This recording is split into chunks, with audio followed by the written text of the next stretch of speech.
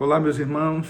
É bom novamente estar aqui para transmitir essa palavra a vocês. Como é que vocês estão nessa quarentena, nesse confinamento? Nós vamos, como igreja, manter alguns horários de transmissão de uma palavra, de um contato com vocês. Então, domingo pela manhã, às 10 horas da manhã, nós vamos veicular. E também às 18h30, no domingo. E na quinta-feira à noite, por meio do Ministério de Oração, a igreja também vai se comunicar, vai trazer uma palavra de oração, de conforto. Então nós vamos, por meio da tecnologia, por meio das ferramentas que nos estão à disposição, nós vamos fazer aquilo que é possível fazer, que está às nossas mãos. E hoje eu gostaria de orar novamente com vocês. Nós estamos vivendo um momento crítico, digamos assim, em toda a humanidade, né? Não só no Brasil, e até em alguns países a situação está bem mais crítica. E nós precisamos orar, né? Nós somos chamados a orar o tempo todo, né? Orar e sem cessar. E nesses momentos, o apelo à oração se torna ainda mais forte, porque nós sabemos que Deus é o nosso refúgio e a nossa fortaleza em tempos de angústia, em tempos de tribulação. E a palavra também diz, né? Se o meu povo, que se chama pelo meu nome, se humilhar, orar, buscar a minha face, se converter dos seus maus caminhos, então eu ouvirei dos céus, perdoarei os seus pecados e sararei a sua terra, em 2 Crônicas 7:14. E nós somos então chamados à conversão num tempo como esse, nós somos chamados ao quebrantamento num tempo como esse, nós somos chamados à oração. Então vamos orar agora. Vamos incluir as pessoas que estão próximas de nós, nossos familiares, nossos amigos, mas vamos incluir também aqueles que nós desconhecemos, né? Não sabemos nem o nome, só sabemos a dor, a aflição, porque temos ouvido e visto nos noticiários, né? E lido também nos noticiários. Então, orar por quem está perto e conhecemos e cheiramos e por aquele que nós não sabemos de fato quem é. Vamos orar? Vamos colocar diante de Deus? Pai bendito, Pai nosso que estás nos céus, santo é o teu nome, Senhor.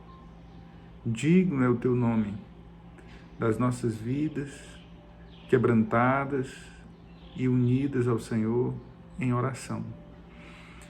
Nesse instante, ó Deus, nós nos unimos em um clamor, em um pedido lá do fundo da nossa alma, para que o Senhor tenha misericórdia da humanidade, ó Deus.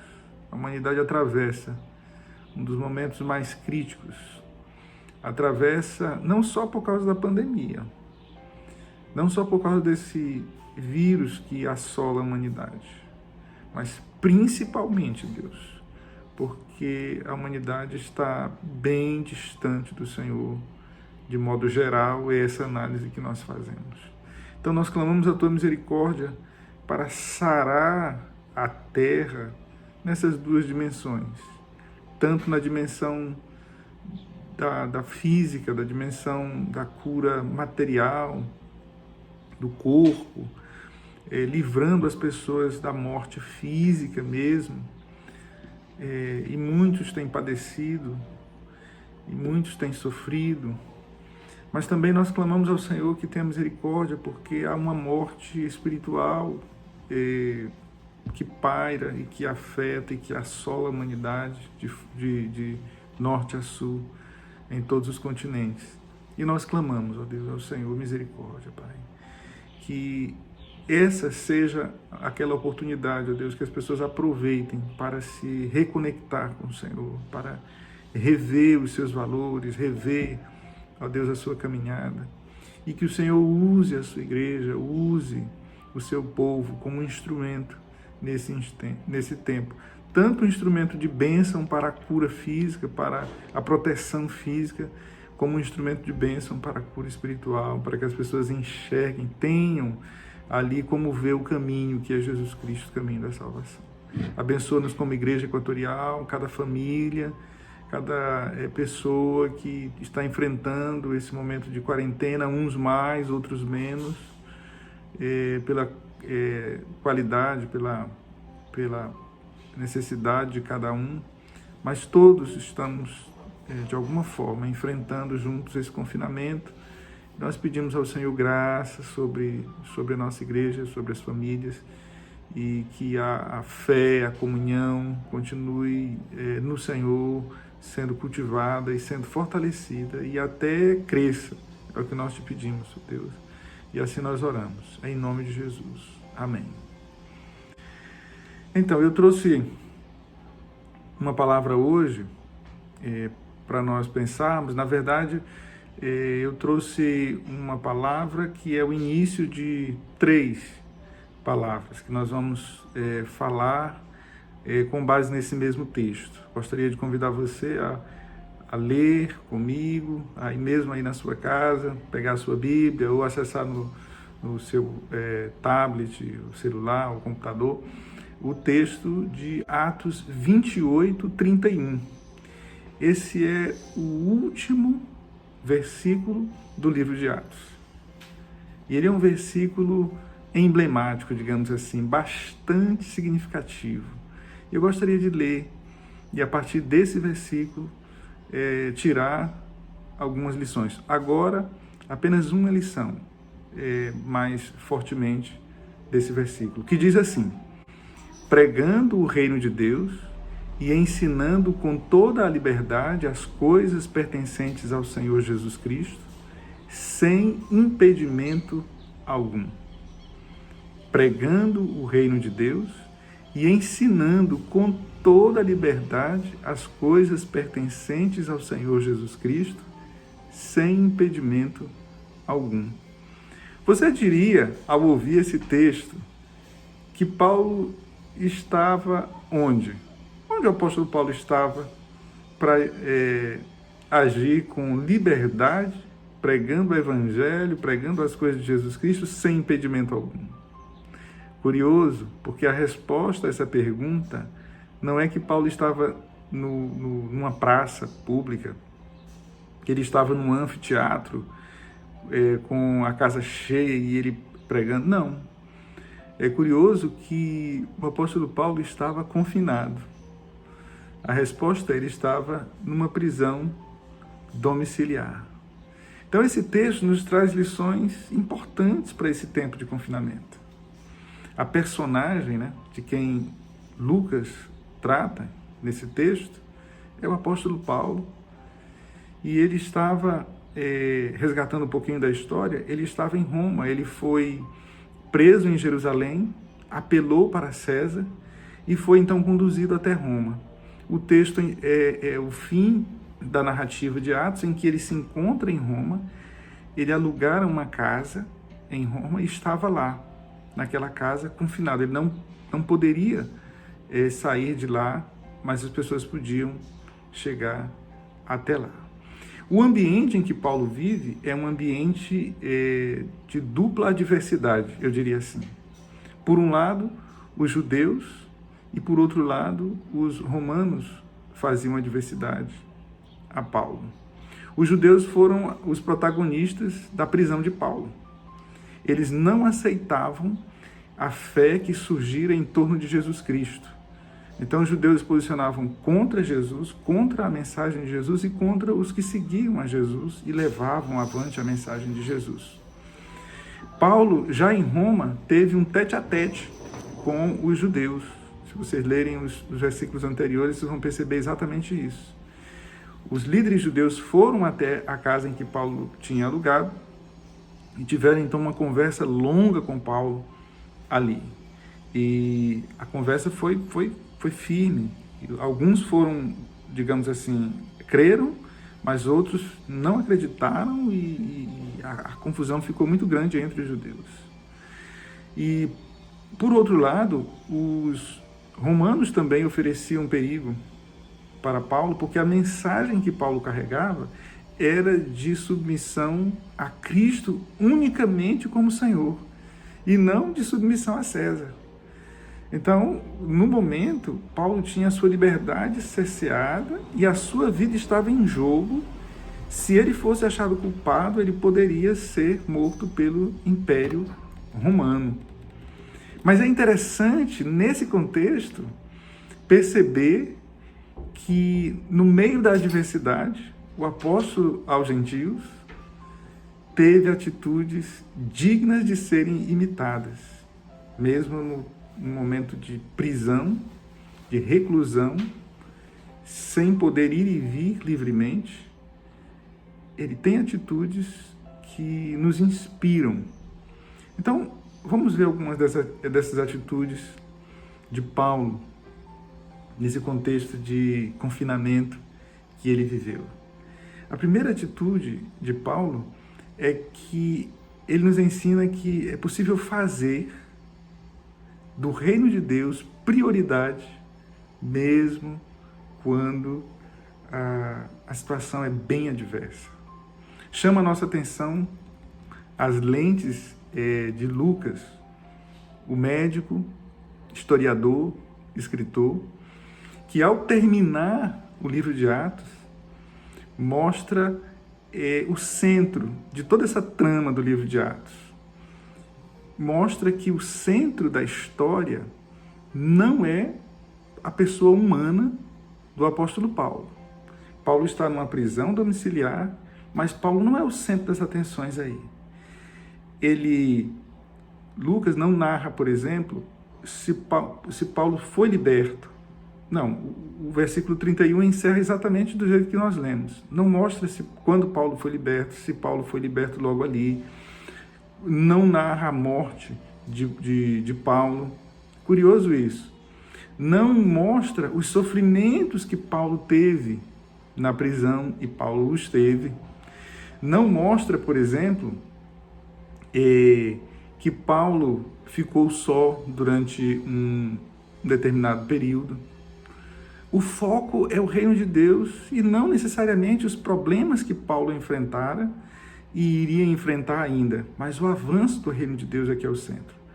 Por exemplo, nós sabemos pela leitura das cartas que Paulo teve um espinho na carne. E nada foi dito sobre o espinho na carne de Paulo. Continua o foco no reino de Deus. Nós sabemos, por exemplo, que o apóstolo Paulo ficou um tempo com poucos companheiros, porque alguns tinham de ir levar as cartas, trazer os mantimentos, mas nada se falou sobre a solidão do apóstolo Paulo também. Nós sabemos pela leitura das cartas que Paulo tinha um problema na vista, quando já no fim da vida, e esse é o tempo do fim da vida de Paulo, Paulo já não via bem para escrever as suas cartas e para ler os pergaminhos que ele tanto gostava de ler. Mas nada é dito sobre o problema na vista de Paulo. E a minha pergunta é, por que não? Por que nada disso é tratado? Para negar a realidade? Não, não é para negar a realidade. Porque isso não era importante? Também não, isso era importante sim. Tanto que nós temos registro em outras cartas. Mas por que Lucas não destaca essas coisas pessoais de Paulo? Sabe por quê? A hipótese que tem é de que isso não foi mencionado no fecho do livro, porque o centro não é o ser humano.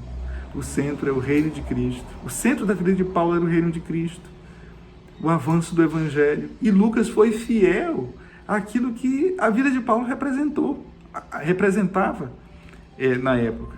Paulo centralizava Cristo. E no fim do livro de Atos, Lucas diz exatamente isso. Ele pregava com liberdade, sem impedimento algum, ainda que estivesse confinado. Veja que lição bela essa que nós temos. Meus irmãos, o centro sempre deve ser Deus. O centro da nossa vida, o centro da nossa história, sempre deve ser Deus. Em momentos felizes, jubilosos, e em momentos de dificuldade, de tristeza, de angústia, Ele deve ser o centro. Quando o ser humano, quando nós nos tornamos o centro das coisas, o centro das atenções, o reino de Deus não avança como deve avançar. Quando somos o centro, nós nos preocupamos muito com o nosso bem-estar, com o nosso conforto e pouco com o avanço do reino de Deus. Aliás, nós faremos o contrário da oração do Pai Nosso. Nós diremos assim: seja feita a nossa vontade e venha a nós o vosso reino. Quer dizer, venha a nós, mas o reino de Deus sendo feito em nós, nada. Alguns já disseram, meus irmãos, e há uma base de verdade nisso, alguns já disseram que a igreja brasileira, vamos falar da realidade brasileira, cresce de modo capitalista e consumista. E, portanto, por consequência disso, a igreja cresce de modo egoísta. Então, precisamos pensar se não estamos, de fato, muito preocupados conosco mesmos. A atitude de Paulo, portanto, nos desafia em um tempo de preocupações conosco mesmos, em um tempo como esse que nós estamos vivendo. Em Paulo se cumpriu o mesmo que ele apregoou em Atos 20 e 24. Diz o seguinte lá em Atos 20 e 24: mas de nada faço questão, não tenho a minha vida preciosa, contanto que eu cumpra, olha o que ele diz, com alegria a minha carreira e o meu ministério, que recebi do Senhor Jesus. Para quê? Para dar testemunho da graça de Deus. Eu me lembro quando ouço um versículo como esse, quando leio um versículo como esse, quando vejo Paulo no fim da sua vida, preso, confinado e dando frutos e focando no reino de Deus, eu me lembro da história de João Batista. João Batista foi o precursor do grande Messias, do grande Jesus, do grande eu sou, do Deus conosco. E João Batista, então, foi ficando famoso. Ele foi o profeta que quebrou o silêncio profético de 300 anos, 400 anos de silêncio profético. E então João Batista surge com força, com poder, ele condena o pecado e ele começa a receber uma fama ali naquela região. Mas em João 3,30, depois que Jesus é batizado por ele, Jesus começa a realizar os milagres e a multidão começa a se voltar para Jesus, seguir os passos de Jesus, os ensinos de Jesus. Então alguns começam a dizer: olha, ele está fazendo isso. É como quem diz: olha, ele está tendo mais atenção do que você. E João então nos brinda com uma pérola do Evangelho. Ele diz: importa que eu diminua. É necessário que eu diminua e que ele cresça. Eu vim exatamente para abrir o caminho para ele, mas é ele que veio dos céus, é ele que tem a palavra definitiva. Ele é o Senhor. Olha aqui que coisa interessante. É o mesmo que vemos na vida de Paulo. Paulo está preso, mas você não percebe aí reclamações, você não percebe aí murmurações, você percebe Paulo focado em que o reino de Deus cresça, que o evangelho seja divulgado, que a mensagem seja desimpedidamente anunciada. Importa que ele cresça. O foco não é o ser humano. Quanto ao fim do apóstolo Paulo, conforme a tradição, nós temos que ele foi morto no ano de 64, por volta do ano de 64 depois de Cristo, não muito tempo depois dessa prisão. Isso me chama muita atenção porque Lucas não narra, Lucas não foca lá naquilo que vai acontecer daqui a pouco na vida de Paulo. Não, porque o centro era Cristo, era o reino, era de fato o evangelho do Senhor. E qual é a sua prioridade, meu irmão, minha irmã? Qual tem sido as nossas prioridades? Saiba que em torno da sua prioridade, em torno das suas prioridades, estarão as suas decisões. Em tempos felizes, nós temos prioridades. Em tempos de dificuldade, nós temos prioridades. E elas devem ser, no caso, as mesmas. Nós não devemos mudar de prioridades. A nossa prioridade deve ser o Senhor, em primeiro lugar. Deve ser a nossa família. devemos buscar a comunhão com esses dois núcleos, com Deus, com a nossa família, de forma autêntica. Quais são as suas prioridades? Cristo é o centro, o seu reino é o centro na sua vida. Se for, ele vai continuar sendo nesse momento de dificuldade. Se ele estava sendo antes, ele vai continuar sendo agora, nesse período de confinamento.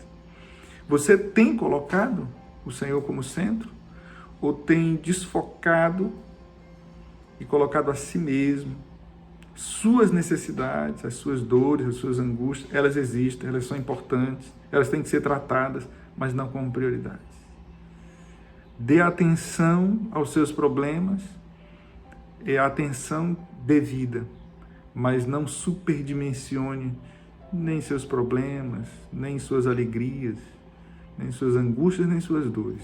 Elas serão tratadas, elas serão cuidadas, mas o Senhor, a vontade do Senhor, precisa estar em primeiro lugar, como vemos no exemplo de Paulo. Quero, portanto, convidá-la